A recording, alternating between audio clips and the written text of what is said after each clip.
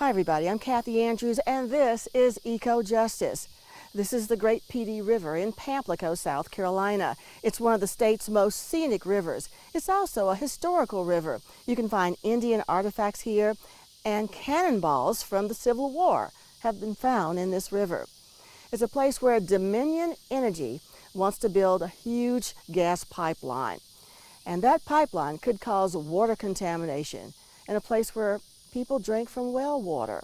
It could cause air pollution and sound pollution from a possible compressor station. And it could cause the real possibility of gas explosions. We talked to some of the folks who live not far from this river about the impact of this gas pipeline on their lives. Do you think most people understand the implications of the pipeline, of what it will do to the air, the soil? No. No, they don't.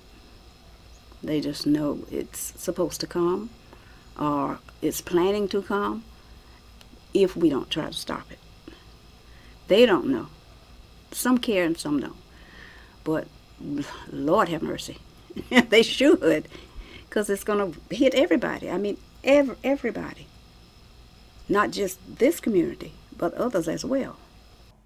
Well, the main thing that could go wrong is that you can have a leak, and as I said, there are communities, like one community we work in now, Sand Branch, Texas, where what happens, it gets in the groundwater, and now in rural communities, a lot of them, you have people who still have community wells. So that means that the water will not be drinkable. You might not be able to grow crops, and it may even change what's going on in the ecosystem there. And so that is one of the main challenges. And of course, with methane leaks, you also have the possibility of fires, explosions, and then people breathing air that is of a poor quality that can actually be dangerous. I have a grandmama, a mother, an aunt. All of them are sick. None of them are well, and we don't need anything else causing them to get worse. And most of us have well water around here. I don't want to drink my water and it start tasting different. And I know nobody else does. We have our crops down there. We still grow crops down there. So we don't want that interrupted. I mean, that's a way of life for us. It helps supplement income. Decisions that we make shouldn't be decisions just for us today, but we should take into account the impacts on up to 7 generations after us. And so that's what I would say to someone who's thinking about giving in for small financial benefit. Let's remember that the very land that you're living on, especially if you inherited it, you're only there because of the blood, the sweat, and the tears of those who came before you, who sacrificed so that you could have a home and land today. And let's do the same thing. Let's make sure that we're preparing a better life for those who come after us.